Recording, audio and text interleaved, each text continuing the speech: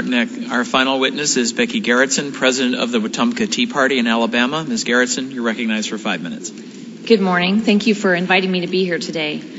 I'd like to begin with a brief statement. I know that you're primarily interested in hearing about the abuses of the Internal Revenue Service, but I believe it's critically important that you understand just not what these abuses were, but what exactly the IRS was trying to stifle. In order to paint a clear picture, I need to explain how the Wetumpka Tea Party came into being. My husband and I had never been involved in politics before 2008. We'd always been patriotic and deeply proud of our country. We've always felt that the United States is the greatest country in the world. In September 2008, when we had our first $700 billion bailout, we, along with millions of Americans, were very concerned. That bailout was confirmation that our government was out of control. But just a few months later, in January 2009, we learned that our government was going to spend another $787 billion. That money went to foreign nations, failing banks, and unproductive industries. We were worried, and we knew we had to do something to sound the alarm. We knew that government had gone far beyond its habitual deficit spending. The government was mortgaging America's future. And we knew that Washington wasn't going to stop by itself. In the spring of 2009, we learned that others were organizing Tea Party events around the nation to educate and empower concerned citizens who believed their government was out of control. So we made our plans. My husband and I filled out a permit to meet at a local park in our small town. My daughter and I walked through neighborhoods handing out flyers for our April 15th event. When the day arrived, we were blown away by the large crowd. A few politicians came also, but they didn't speak. We wanted to give ordinary citizens the chance to speak their concerns. Our event had no party affiliation. I could not tell you if the attendees were Republicans, Democrats, or Independents. It didn't matter. The only political notion expressed was one that we collectively felt, that our representative government had failed us. And that was the birth of the Wetumpka Tea Party. There are no dues, no price for membership. Our events are mostly educational. Whatever expenses are incurred are paid from donations, by donations and T-shirt sales. In Wetumpka, we are patriotic Americans. We peacefully assemble. We petition our government. We exercise the right to free speech. And we don't understand why the government tried to stop us. I'm not here as a serf or a vassal. I'm not begging my lords for mercy. I'm a born free American woman, wife, mother, and citizen. And I'm telling my government that you've forgotten your place. It's not your responsibility to look out for my well-being and to monitor my speech. It's not your right to assert an agenda. Your post, the post that you occupy, exists to preserve American liberty. You've sworn to perform that duty, and you have faltered. The abuses I will discuss today occurred on your watch, and it's your responsibility to make sure it doesn't happen again. Here are the facts of my case. We applied for a 501c4 in October 2010. Our $850 application fee was cashed 7 days later. We received a letter from Robert Cho dated November 2nd, 2010, stating that our application and our user fee payment had been received. It also stated that we should be expecting to hear from someone within 90 days.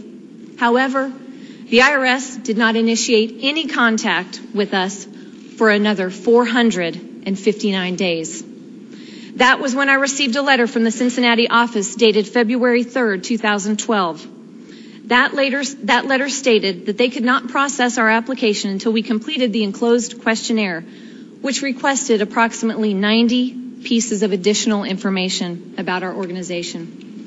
The questionnaire stated that if the additional information was not returned by February 24th, our case would be closed. The demands for information in the questionnaire shocked me as someone who loves liberty and the First Amendment. I was asked to hand over my donor list, including the amounts that they gave and the dates on which they gave them. 501c4 organizations do not have to disclose donor information. I knew that.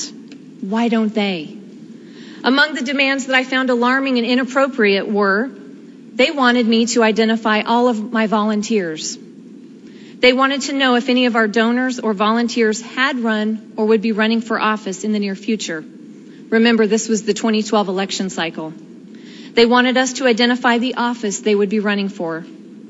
They wanted us to provide detailed contents of all speeches ever given, the names of our speakers and their credentials.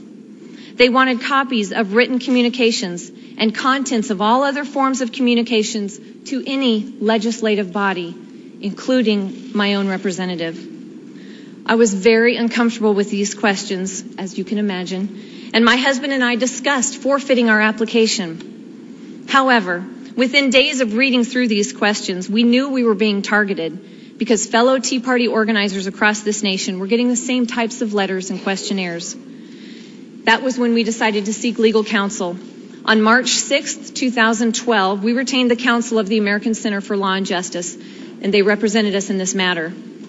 2 weeks later, I received a letter from Lois Lerner, dated March 16, 2012, asking that I provide the previously requested information.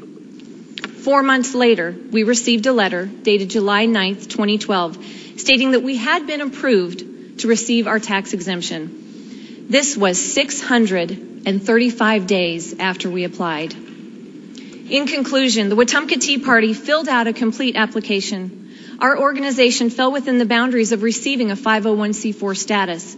Yet, our application was singled out solely because we had Tea Party in our name. Government agents made invasive and excessive demands for information they were not entitled to. Congressman Camp and members of this committee, this was not an accident. This is a willful act of intimidation to discourage a point of view. What the government did to our little group in Wetumpka, Alabama is un-American. It isn't a matter of firing or arresting individuals. The individuals who sought to intimidate us were acting as they thought they should in a government culture that has little respect for its citizens. Many of the agents and agencies of the federal government do not understand that they are servants of the people. They think they are our masters, and they are mistaken. I'm not interested in scoring political points. I want to protect and preserve the America that I grew up in. The America that people cross oceans and risk their lives to become a part of. And I'm terrified it is slipping away. Thank you. Thank you very much. Thank you, Ms. Gerritson.